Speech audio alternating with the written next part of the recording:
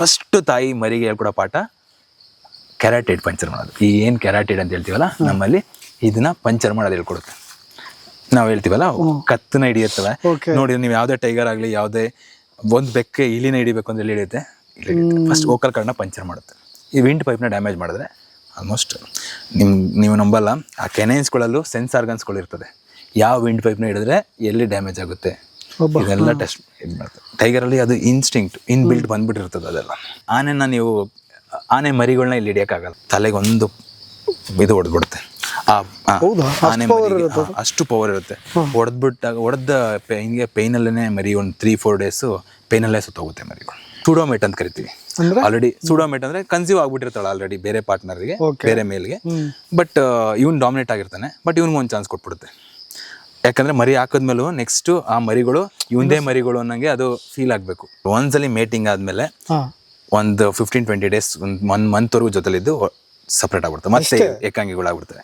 ಮತ್ತೆ ಇಲ್ಲಿ ಏನಾಗುತ್ತೆ, ಕೋರ್ಟ್ಶಿಪ್ ಮುಗೀತು, ಬ್ರೀಡಿಂಗ್ ಮುಗೀತು, ಮೇಟಿಂಗ್ ಮುಗಿದ್ಮೇಲೆ ಫಿಮೇಲ್ ಒಂದು ಕಡೆ ಟೆರಿಟರಿಲಿ ಇರ್ತಾಳೆ, ಮೇಲ್ ಒಂದು ಟೆರಿಟರಿ ಅಷ್ಟೇ.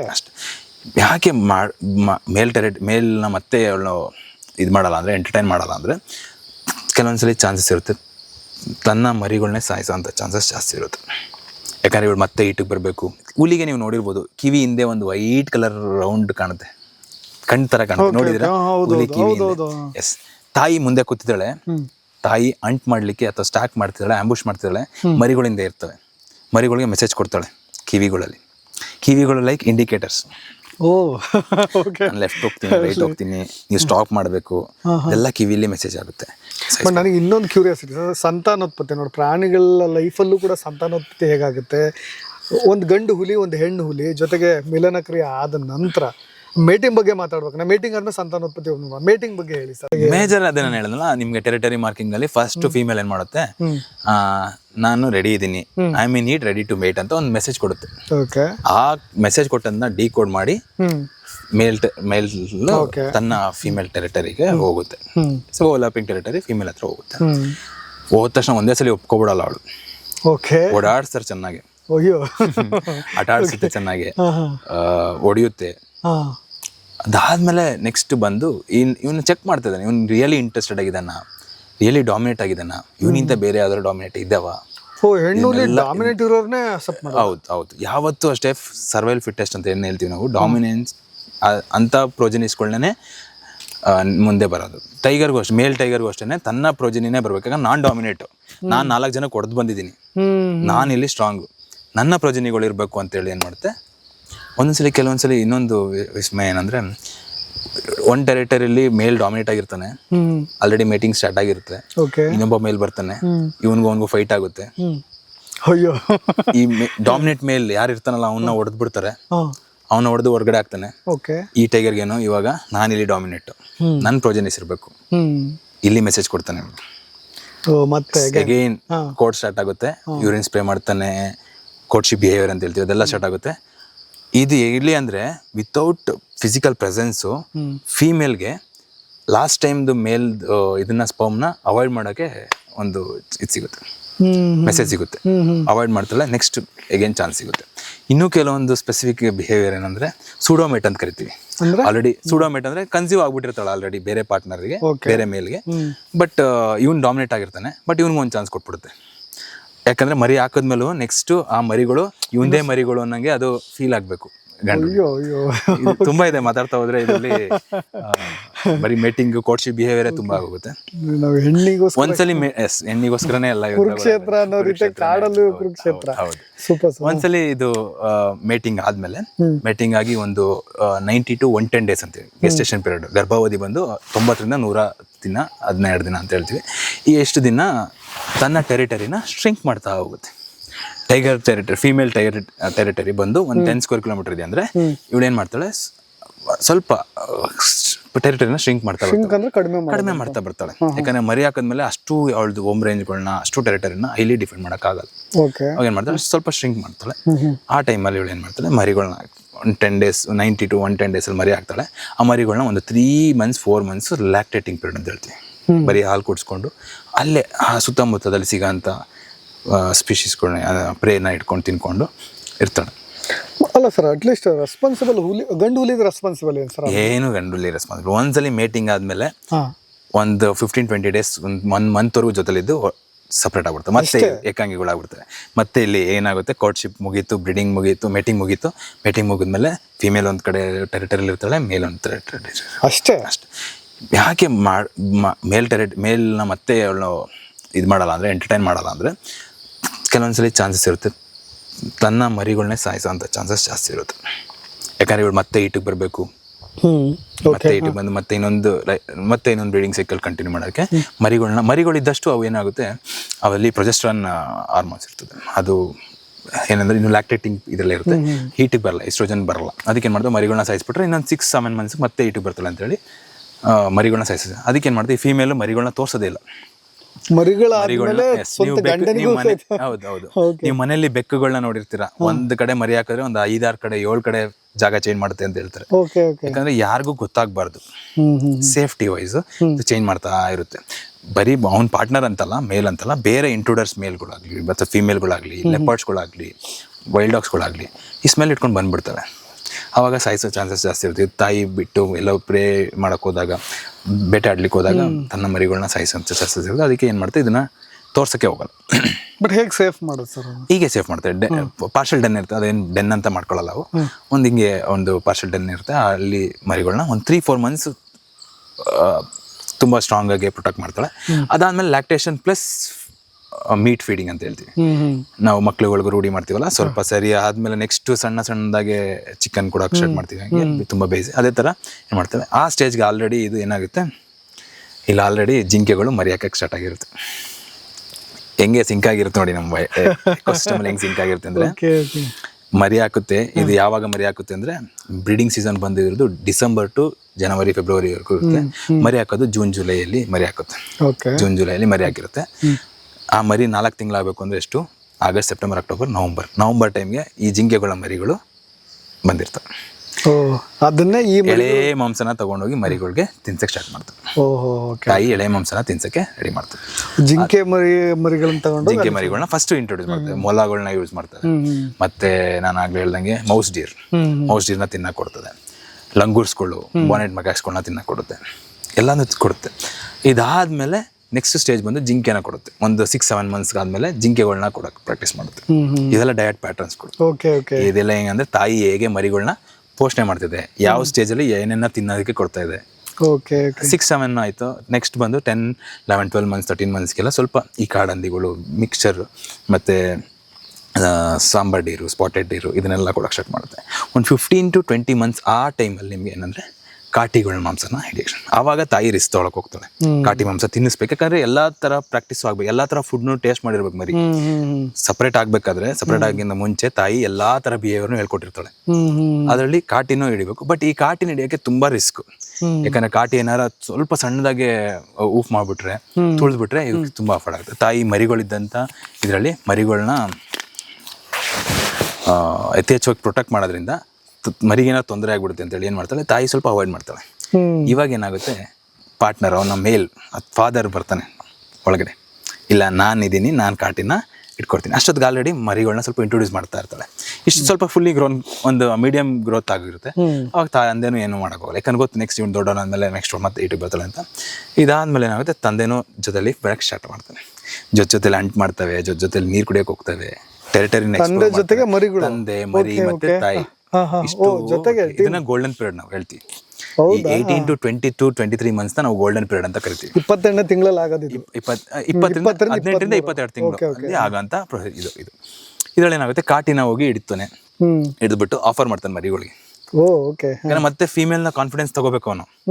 ನಾನೇ ಡಾಮಿನೇಟ್ ಆಗಿದ್ದೀನಿ, ನಾನೇ ನೆಕ್ಸ್ಟ್ ನಿಂದ ಪಾರ್ಟ್ನರ್, ಒಂದು ಕಾನ್ಫಿಡೆನ್ಸ್ ತಗೋಬೇಕು. ಅದಕ್ಕೆ ಏನ್ ಮಾಡ್ತಾನೆ, ಮತ್ತೆ ಅದನ್ನ ಹಿಡಿದು ಆಫರ್ ಮಾಡ್ತಾನೆ. ನಾವು ಲೈಕ್ ನಾವು ಮಾಡ್ತೀವಲ್ಲ, ಯೂಶಲಿ ಯಾರು ಹೊಲಿಸ್ಕೋಬೇಕು ಅಂದಾಗ ಆಫರ್ ಮಾಡ್ತೀವಲ್ಲ, ಅದೇ ಥರ ಅವನು ಕಾಟಿನ ಅಥವಾ ಸಾಂಬಾರ್ ಡೀರ್ನ ಹಿಡಿದು ಆಫರ್ ಮಾಡ್ತಾನೆ. ಮರಿಗಳು, ತಂದೆ ಮತ್ತೆ ತಾಯಿ ಎಲ್ಲ ಸೇರಿ ತಿಂತವೆ. ನಾವು ನೋಡಿದೀವಿ, ನಾವು ತುಂಬಾ ಸಲ ನೋಡಿದೀವಿ. ಆಮೇಲೆ ನೀರು ಕುಡಿಯೋದಾಗಿರ್ಬೋದು, ತನ್ನ ಟೆರಿಟರಿನ ಮಾರ್ಕ್ ಮಾಡಕ್ಕೆ ಕರ್ಕೊಂಡು ಹೋಗ್ತಾನೆ, ಪರಿಚಯ ಮಾಡ್ಕೊಡ್ತಾನೆ. ಒಂದಿಷ್ಟು ದೊಡ್ಡ ಟೆರಿಟರಿ ಇದೆ ಅಂತ. ಮರಿಗಳಿಗೆ ಮರಿಗಳು ಏನಂದ್ರೆ, ತಂದೆ ಜೊತೆ ಅಥವಾ ತಾಯಿ ಜೊತೆ ಇರೋವರೆಗೂ ತಾಯಿ ಟೆರಿಟರಿನೇ ತನ್ನ ಟೆರಿಟರಿ.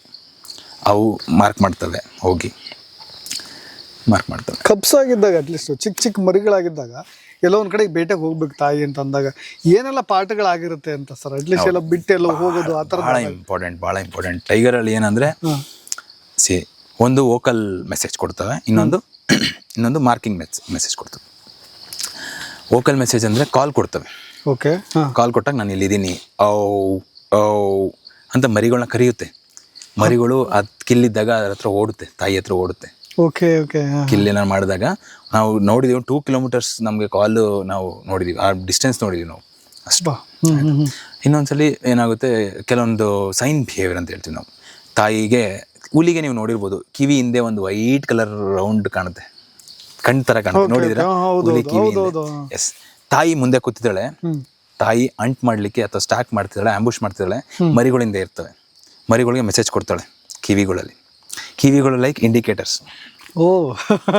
ಲೆಫ್ಟ್ ಹೋಗ್ತೀನಿ, ರೈಟ್ ಹೋಗ್ತೀನಿ, ನೀವು ಸ್ಟಾಪ್ ಮಾಡಬೇಕು, ಎಲ್ಲ ಕಿವಿಲಿ ಮೆಸೇಜ್ ಆಗುತ್ತೆ. ಇನ್ನೊಂದು ಗ್ರಾಸ್ ಲ್ಯಾಂಡ್ಸ್ಗಳಲ್ಲಿ ಈ ಬಾಲನ ಆಟ ಆಡಿಸ್ತಾ ಇರ್ತದೆ, ಬಾಲದಲ್ಲಿ ಮೆಸೇಜ್ ಕೊಡ್ತಾರೆ, ಸ್ಟಾಪ್ ಮಾಡಿ, ನಾನು ಹೋಗ್ತೀನಿ, ಹಿಡಿತೀನಿ, ಇದೆಲ್ಲ ಮೆಸೇಜ್ ಕೊಡ್ತಾರೆ. ತಾಯಿ ಹೋಗ್ತಾಳೆ ಟೆರಿಟರಿಯಿಂದ ಹೊರಗಡೆ ಹೋಗ್ಬೇಕಾರೆ, ಅಂದರೆ ಅವಳ ಡೆನ್ನಿಂದ ಹೊರಗಡೆ ಹೋಗ್ಬೇಕಾರೆ ಸ್ಟಾಪ್ ಮಾಡ್ತಾಳೆ, ಇಲ್ಲಿ ಉಳಿರಿ ಅಂತ ಹೇಳ್ಬಿಟ್ಟು ಹೋಗ್ತಾಳೆ. ತಾಯಿ ಬರೋವರೆಗೂ ಮರಿಗಳಲ್ಲೇ ಇರ್ತವೆ. ಸಂಘ, ನೀವು ಈ ಥರದವ್ರ ಸಹವಾಸ, ಆ ಥರದ್ದು ಕಲಿಕೆ ಆಗುತ್ತಾ? ಅಟ್ಲೀಸ್ಟ್ ನೀವು ಯಾರ ಜೊತೆಗೆ ಇಲ್ಲ, ಫ್ರೆಂಡ್ಶಿಪ್ ಅಂದರೆ ನೀವು ನೋಡೋದು, ಅದಕ್ಕೆ ಹುಲಿ ಮರಿಗಳು, ನೀವು ಬೆಕ್ಕಿನ ಮರಿಗಳೇ ನೋಡಿ, ಬೆಕ್ಕಿನ ಮರಿಗಳು ಅಷ್ಟರಲ್ಲೇ ಆಟ ಆಡ್ತಾ ಇರ್ತವೆ. ಇನ್ನೇನೋ ಒಂದು ಮರ ಹತ್ತೋದು, ಇನ್ನೇನೋ ಆಟ ಆಡೋದು, ನೀರಲ್ಲಿ ಆಟ ಆಡೋದು, ಇದೆಲ್ಲ ಮಾಡ್ತಿರ್ತವೆ ಅಷ್ಟರಲ್ಲೇ. ಅದರದ್ದು ಬಿಹೇವಿಯರ್ ಆಗಿ.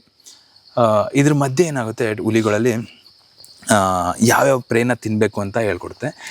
ಆ ಪ್ರೇನ ಅರ್ಧ ಜೀವ ಮಾಡಿ, ಈಗ ಒಂದು ಜಿಂಕೆ ಮರಿನ, ಒಂದು 5-6 ತಿಂಗಳ ಮರಿ ಇರುತ್ತಿದ್ದು ಹುಲಿ ಮರಿ, ಆವಾಗ ಜಿಂಕೆ ಮರಿನ ಅರ್ಧ ಜೀವ ಮಾಡಿ ತಂದು ಬಿಡುತ್ತೆ, ಪ್ರಾಕ್ಟೀಸ್ ಮಾಡಿಸುತ್ತೆ.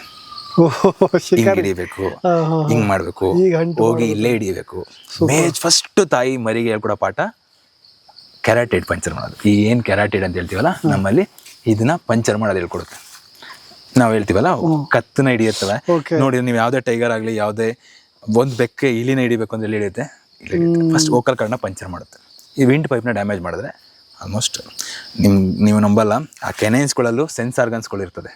ಯಾವ ವಿಂಡ್ ಪೈಪ್ನ ಹಿಡಿದ್ರೆ ಎಲ್ಲಿ ಡ್ಯಾಮೇಜ್ ಆಗುತ್ತೆ ಇದೆಲ್ಲ ಟೆಸ್ಟ್ ಇದು ಮಾಡ್ತಾರೆ. ಟೈಗರಲ್ಲಿ ಅದು ಇನ್ಸ್ಟಿಂಕ್ಟ್ ಇನ್ಬಿಲ್ಟ್ ಬಂದ್ಬಿಟ್ಟಿರ್ತದೆ ಅದೆಲ್ಲ.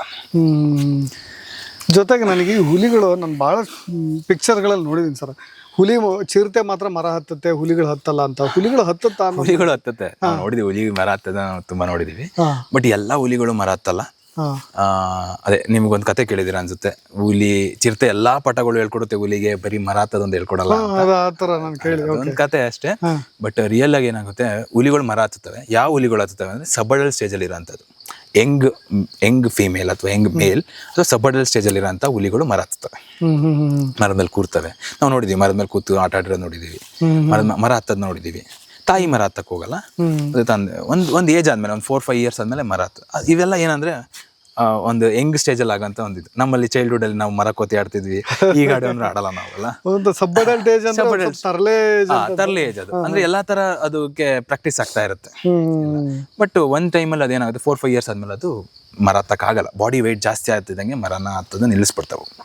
ಐಡೆಂಟಿಫೈ ಮಾಡ್ದಂಗೆ ಸರ್ ಸಬ್ ಅಡಲ್ಟ್ ಏಜ್ನ ಮೇಜರ್ ಕ್ಯಾರೆಕ್ಟರಿಸ್ಟಿಕ್ಸ್ ನಿಮಗೆ ಏಜ್ ಐಡೆಂಟಿಫೈ ಮಾಡೋದು, ಒಂದು ಕೆನೈನ್ಸ್ ಅಲ್ಲಿ ಮಾಡ್ತೀವಿ, ಇನ್ನೊಂದು ನೋಸ್.